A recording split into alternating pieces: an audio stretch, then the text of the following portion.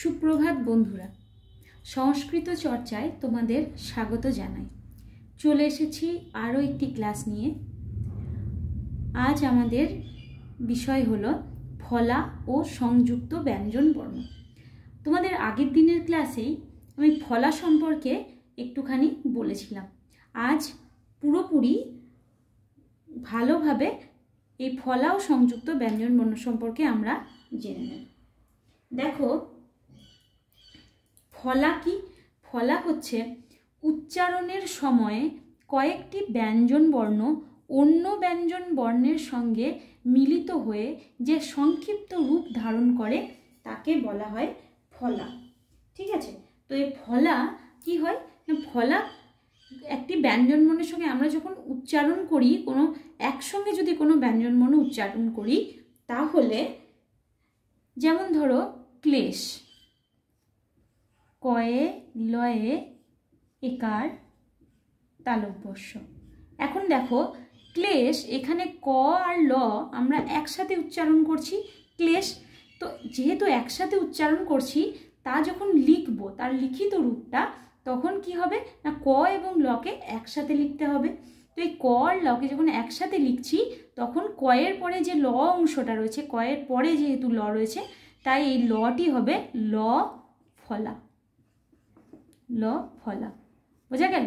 তাহলে এই ল ফলা এখানে কয়ের সঙ্গে যুক্ত হলো, কয়ের সঙ্গে ল ফলা যুক্ত হয়ে উচ্চারণ হলো ক্লে। ঠিক আছে, তাহলে ক্লে এই কথাটি উচ্চারণ করার জন্য আমরা যেহেতু একসাথে দুটো বর্ণকে উচ্চারণ করছি, দেখো দুটোই ব্যঞ্জন বর্ণ, ক ব্যঞ্জন বর্ণ এবং ল ব্যঞ্জন বর্ণ। তাহলে আমরা কি বললাম, উচ্চারণের সময় যদি দুটো ব্যঞ্জন বর্ণ একসাথে উচ্চারণ করি এবং সেই দুটো মিলিত হয়ে যে রূপটা ধারণ করবে সেটি হবে ফলা।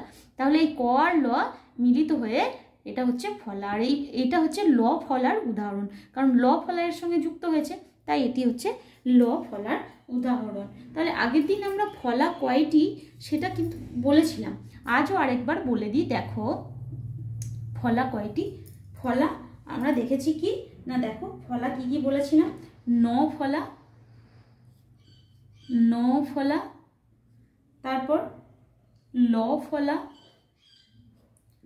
তারপর ব ফলা, তারপর ম ফলা, তারপর য় অর্থাৎ জ ফলা, বাংলায় যেটা বলি জ, সংস্কৃতে সেটা য় ফলা, তারপর র ফলা। তাই তো, আর একটা বিষয় আছে, সেটা হচ্ছে রেফ। রেফ, এই রেপ সম্পর্কে পরে আবার একটু ভালো করে বলবো, ঠিক আছে? আচ্ছা, রেপটা এখন থাক, রেপটা একটু পরে বলি।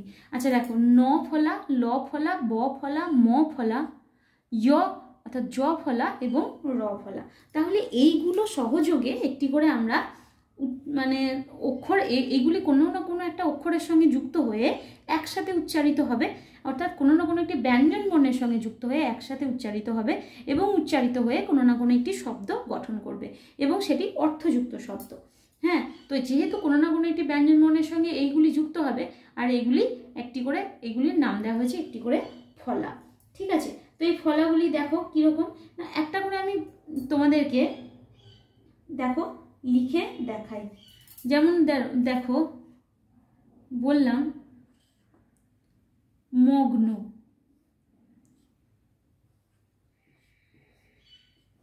দেখো এখানে গয়ের আমরা একটা দাগ দিই, কিন্তু এই গয়ের দাগের সঙ্গে দন্তেন্যটাকে জুড়ে দিলাম, অর্থাৎ গটাকে অর্ধেক লিখে দন্তেন্যটাকে জুড়লাম।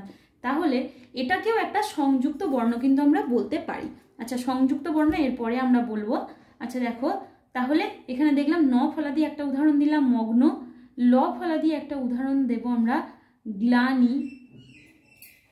আচ্ছা, অন্য একটা দিই, ল ফলা দিয়ে উদাহরণ ক্লেশ, একটু আগেই বলছিলাম না ক্লেশ, তাই তো ক্লেশ। ব ফলার একটা উদাহরণ দিই, ব ফলার উদাহরণ হবে অন্যয়, অ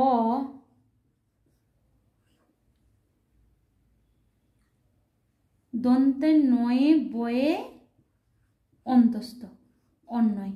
দেখো তাহলে এখানে দন্ত ন আর বকে একসাথে আমরা লিখেছি। তাই না? অর্ধেক দন্তন্য, তারপরে ব, তাহলে দন্তে নয়ে বয়ে অন্তস্থ, অন্যয়।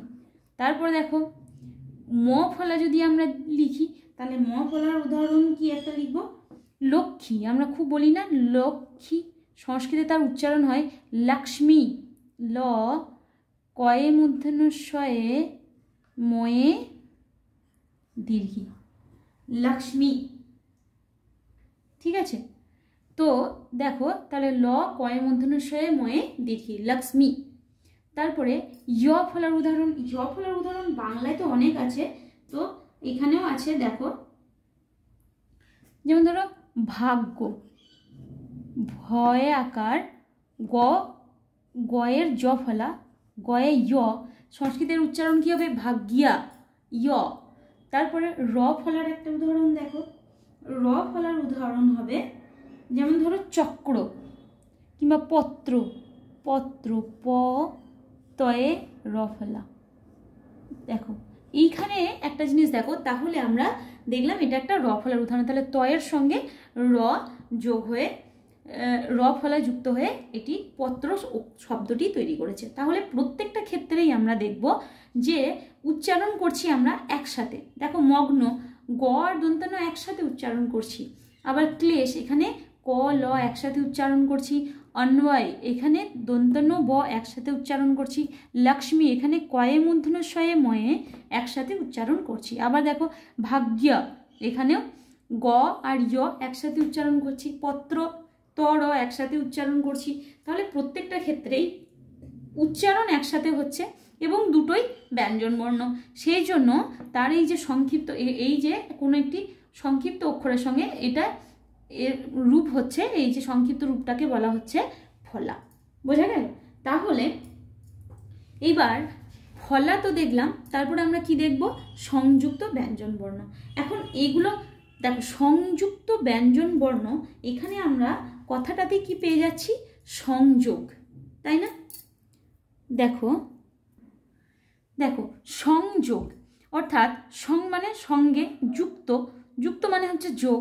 তাহলে কারোর সঙ্গে যুক্ত, কারোর সঙ্গে যোগ কি, ব্যঞ্জন বর্ণ। কার সঙ্গে না, কোনো একটি ব্যঞ্জন বর্ণের সঙ্গে যদি কোনো ব্যঞ্জন বর্ণের যোগ হয়, কিংবা কোনো স্বরবর্ণের সঙ্গে হতে পারে, তাহলে যদি যুক্ত হতো, কোনো একটি ব্যঞ্জন বর্ণ যুক্ত থাকে কারোর সঙ্গে, তাহলে সেটি হবে সংযুক্ত ব্যঞ্জন বর্ণ। আচ্ছা, তোমরা এইগুলো একটু মুছে নাও, তারপরে আমি তোমাদেরকে সংযুক্ত ব্যঞ্জন বর্ণটা দেখাচ্ছি।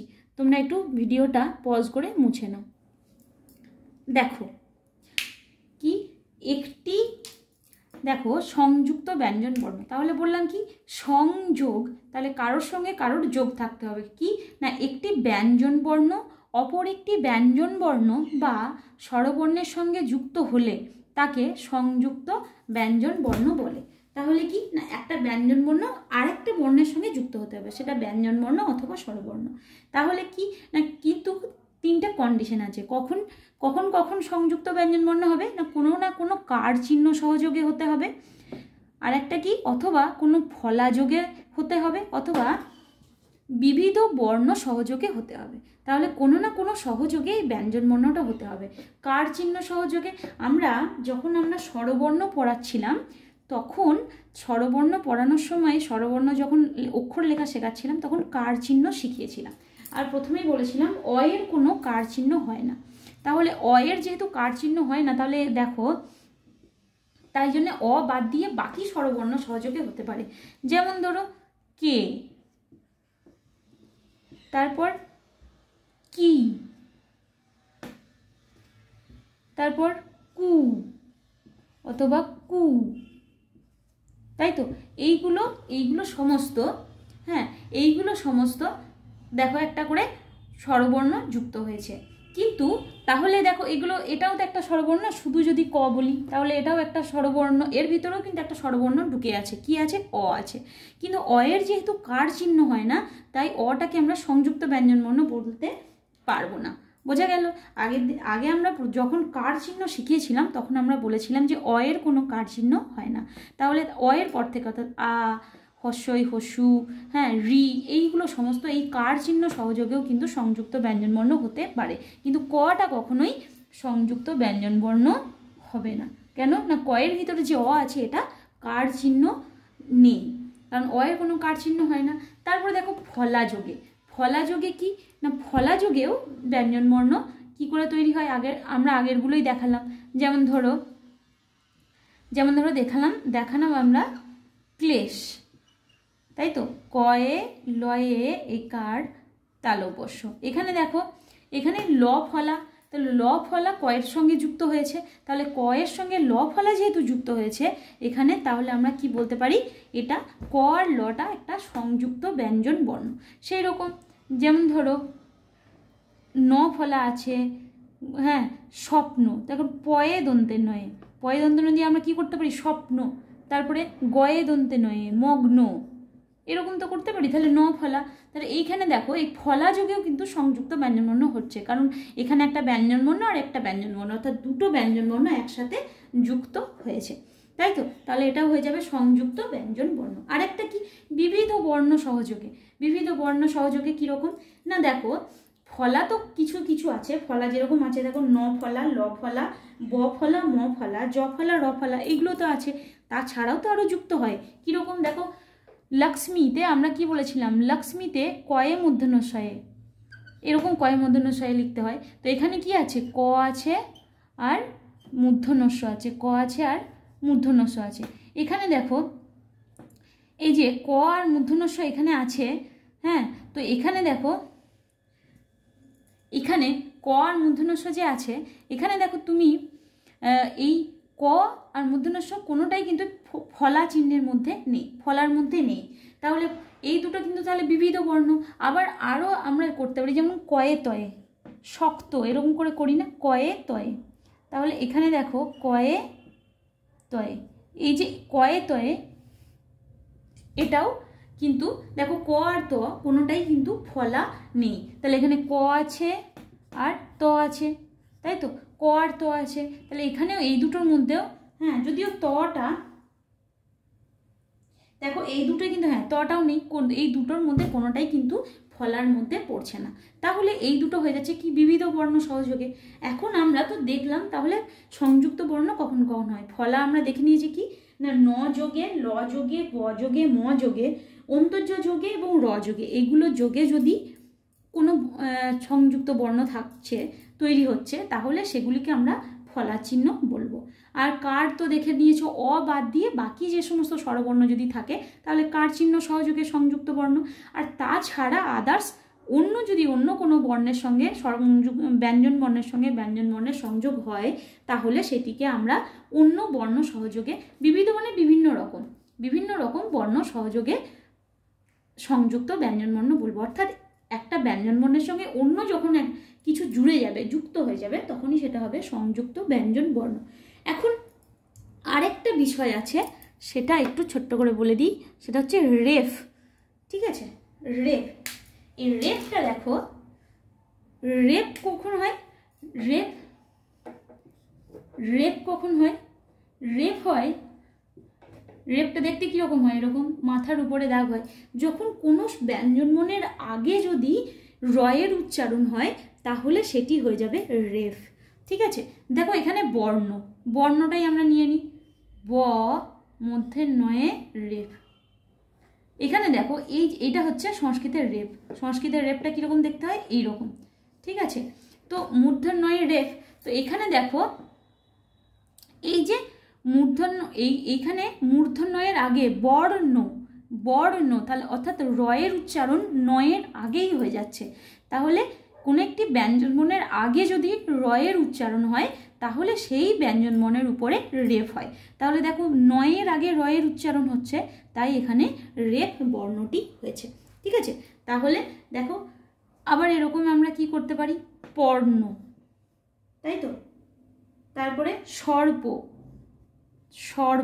দন্তেশ পয়ে রেপ। দেখো সর্প এখানে পয়ের আগে রয়ের উচ্চারণ হচ্ছে, সেই জন্য পয়ের উপরে আমরা রেপ দিয়েছি। তাহলে কোনো একটি ব্যঞ্জনবর্ণের আগে যদি রয়ের উচ্চারণ হয় তাহলে সেটি হয়ে যায় রেফ। ঠিক আছে, এরপর দেখো আমি এবার তোমরা এই ভিডিওটি পজ করে প্রত্যেকটা জিনিস খাতায় লিখে নেবে। এরপর দেখো তোমাদেরকে আমি স্বরবর্ণ কিভাবে লিখতে হয়, ব্যঞ্জনবর্ণ কিভাবে লিখতে হয় প্রত্যেকটাই শিখিয়েছিলাম। এইবার আমরা দেখতে পাবো যদি কোনো যুক্তাক্ষর লিখি তাহলে যুক্তাক্ষরে একটু একটু কিন্তু পরিবর্তন হয়, মানে পরিবর্তন সেইভাবে হয় না কিন্তু কিছু কিছু জায়গায় হয়। তো সেই যুক্তাক্ষর লেখাগুলো আমি একটু একটু করে তোমাদেরকে শেখাবো, ঠিক আছে? দেখো এবার যুক্তাক্ষরগুলো কিভাবে লিখতে হয় সেটি তোমাদেরকে শেখাবো, ঠিক আছে?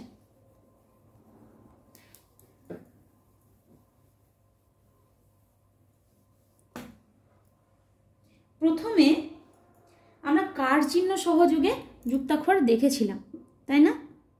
কার চিহ্ন সহযোগে আমরা একে একে আরেকবার নতুন করে ঝালিয়ে নিই, তাই না? তাহলে প্রথমে আমরা কি করব? প্রথমে করব আমরা কার চিহ্ন সহযোগে যুক্তাক্ষর, ঠিক আছে?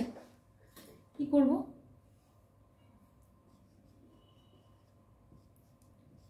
কার চিহ্ন,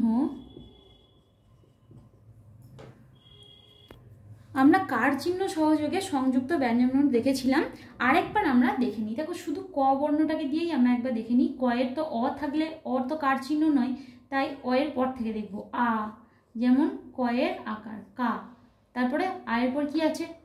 হ্রস্ব ই, তাই না? তাই তো, তাহলে কি হবে? কি। তারপর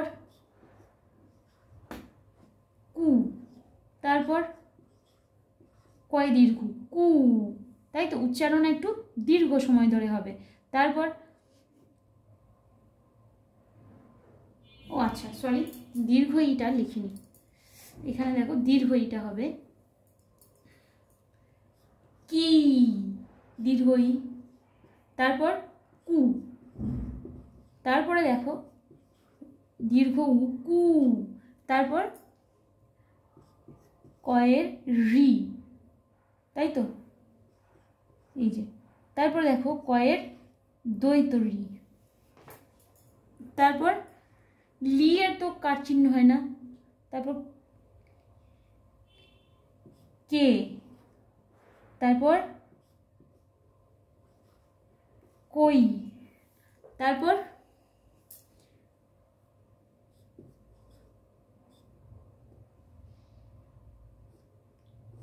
কো আর কো। এখন ক বাদ দিয়ে যদি আরো অন্য কোনো বর্ণ দিই সেগুলো ঠিক এইভাবেই লিখব। যদি ধরো আমরা করি খ, তাহলে আমরা এইভাবেই লিখব খা, খি, তাই তো। তাহলে আর আলাদা করে দেখাচ্ছি না, যেহেতু কার চিহ্ন সহযোগিতা খুবই সহজ, শুধু বর্ণটা লিখে দেবো আর এইভাবে কার চিহ্নগুলো লিখবো, ঠিক আছে? এরপরে আমরা দেখব ফলা সহযোগে, সেইটা একটু দেখে নেবো। দেখো দেখো ফলা সহযোগে আমরা যদি লিখি তাহলে প্রথমেই আমরা কি পাবো? ন ফলা, তাই না? প্রথমে কি পাবো? ন ফলা। ন ফলা যদি দেখি তাহলে দেখো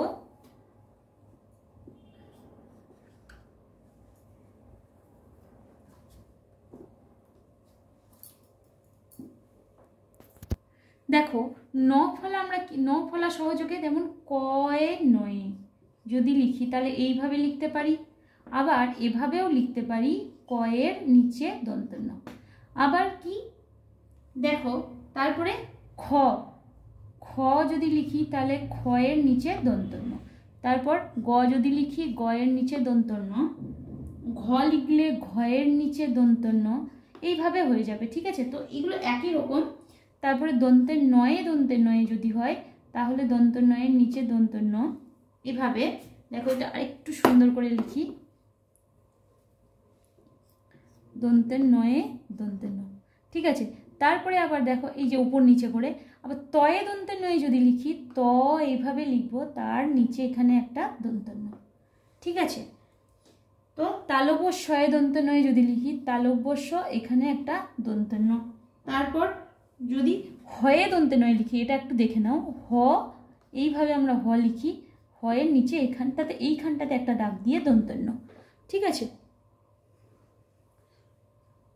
হটাকে একটু দেখো আরেকবার দেখো, হ এইভাবে তো আমরা হ লিখি, তো হ এইভাবে লিখলাম, এখান থেকে দাগ দিয়ে এরকম করে দন্তের ন, ঠিক আছে? তো এইভাবে আমরা দন্তনগুলো নিচে নিচে লিখব। তারপরে আমরা দেখব কি, তারপরে আমরা লিখব তারপরে আমরা ন ফলার পরে ল ফলা, তাই না? ল ফলা, ল ফলা। ল ফলাগুলো দেখো, ল ফলাগুলো কীরকম লিখবো, যেমন কয়ে লয়ে কীভাবে লিখবো, ক আর তার সঙ্গে ল। তারপর তারপর খয়ে লয়ে যদি লিখি, খ তার নিচে ল, এরকম করতে পারি। তারপরে দেখো গয়ে লয়ে গটা আর একটা দাগার দেব না, এই যে গয়ে লয়ে। তারপর ঘয়ে লয়ে হলে এই যে ঘ,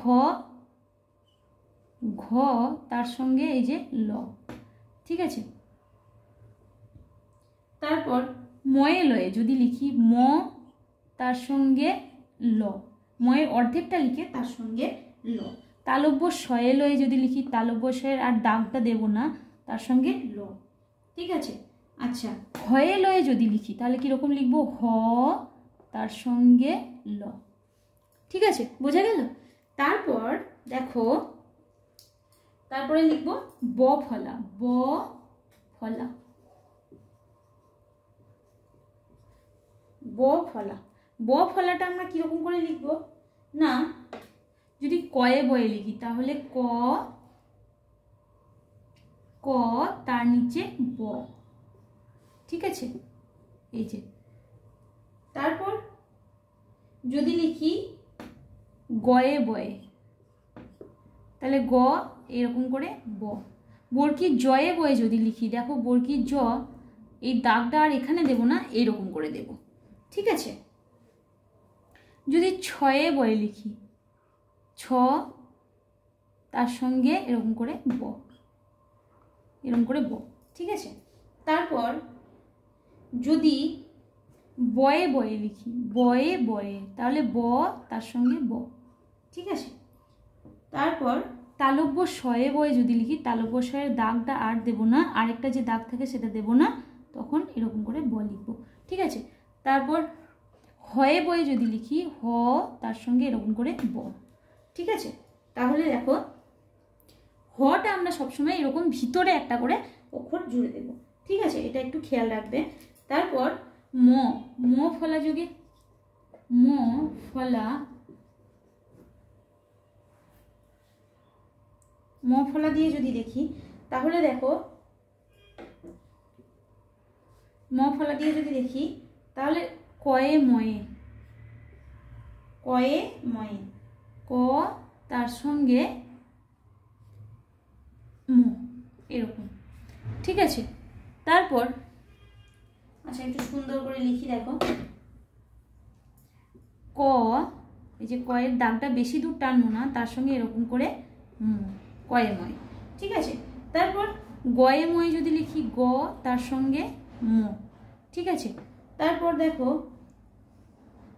তারপরে দেখো তালব্য শয়ে ময় লিখলে তালব্য শয়ে দাগটা দেবো না, তার সঙ্গে ম। হয়ে ময় যদি লিখি, হ তার সঙ্গে ম, ঠিক আছে? এরকম করে যুক্তাক্ষরগুলো আমাদের এগোবে, ঠিক আছে? এরকম করে তারপরে আবার কি লিখবো, য় ফলা, য় ফলা। দেখো জ ফলাতে, জ ফলাতে আমরা কি লিখবো, দেখো কিভাবে লিখবো, জ ফলাগুলো এইভাবে লিখবো, কয়ে য়, বাক্য লিখি না, ব বয়াকার কয়ের য়, জ ফলা, কয়ে জ ফলা বাক্য, তাহলে য় সংস্কৃতে উচ্চারণ হয় য়। তারপর গয়ে জ ফলা যদি লিখি, গ য়, তালব্য শয়ে জ ফলা লিখলে তালব্য স য়, ঠিক আছে? তারপর দন্তের শয়ে জ ফলা যদি লিখি, দন্তের স য়, ময়ে জ ফলা লিখলে ম য়, একটা করে শেষের দেখো একটা করে দাগ বাদ দিয়ে যাচ্ছে, তাহলে অর্থাৎ অর্ধেক করে করে অক্ষরটা, শুরুর অক্ষরটা অর্ধেক হচ্ছে, তারপরেরটা এইভাবে লিখছি আমরা, এইভাবে এগোচ্ছে। তারপরে দেখো র ফলা, র ফলা, র ফলা। তাহলে র ফলাতে আমরা কি দেখব, র ফলা যোগে যেমন ধরো বিক্রম, আক্রোশ, কয়ে র ফেলা। তো কয়ে র ফেলাটা এইরকম, র ফেলাটা একটু চেঞ্জ আছে, কীরকম, সবসময় র ফেলাটা নিচে এরকম একটা চলে আসে দাগ, ঠিক আছে। যেমন আমরা বাংলায় দেখেছি এরকম কয়ে র ফেলা এরকম হয়ে যায়, যে র ফেলাটা এরকম হয়ে যায়, সংস্কৃতে র ফেলাটা নিচে এরকম সোজা একটা দাগ নেমে আসে, এরকম সোজা একটা দাগ নেমে আসে, এটাই হয়ে যায় র ফেলা। কীরকম না, দেখো বাংলায় এরকম আমরা কয়ে র ফেলা লিখি, তো এরকম র ফেলাটা এরকম হয়ে যায়। তো দেখো সংস্কৃতে এরকম কয়ে র ফেলা। তারপর যদি গয়ে র ফেলা লিখি তাহলে গ এরকম নিচে একটা দাগ। তালব শয়ে র ফেলা দিলে, তালব শয়ে র ফেলাটা আবার একটা দেখো এরকম করে লেখা যায়, তালব শয়ে র ফেলা। এটা একটা শেখার বিষয় আছে, তালব শয়ে র ফেলাটা এইভাবে লেখা যায়, ঠিক আছে। তারপরে দেখো দয়ে র ফেলা, দয়ে র ফেলা যদি লিখি তাহলে দ এরকম করে দটা এরকম নিচে নেমে আসবে আর এখানে একটি দাগ হয়ে যাবে, ঠিক আছে। তারপরে দেখো, তারপরে যদি আমরা ময়ে র ফেলা করি তাহলে ম আর নিচে এরকম একটা দাগ এইভাবে হয়। হয়ে র ফেলা যদি করি হ, তারপরে এখানে একটা এরকম দাগ হয়ে যাবে, ঠিক আছে। বর্গীর জয়ে র ফেলা যদি করি বর্গীর জ, তারপরে এরকম, ঠিক আছে। তো এইভাবে দেখো, এইভাবে আমরা খলা সহযোগে সংযুক্ত ব্যঞ্জনবর্ণগুলোকে লিখব। এইভাবে আমরা আরও প্রত্যেকটা দেখতে গেলে তো অনেক সময় লেগে যাবে। যাই হোক, পরের দিন আমরা বিবিধ বর্ণ সহযোগে যে সংযুক্ত ব্যঞ্জনবর্ণ লেখা হয় কিভাবে সেটাও শিখে নেব, ঠিক আছে। আজ তাহলে এইটুকুই থাক।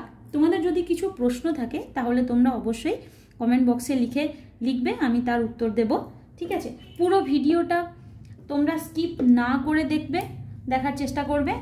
তারপর যদি আমার ভিডিওটা দেখে ভালো লেগে থাকে তাহলে লাইক, শেয়ার এবং সাবস্ক্রাইব করবে, কারণ তোমাদের সহযোগিতা ছাড়া আমি কিন্তু এগোতে পারবো না। ধন্যবাদ, আজকে এইটুকুই থাক।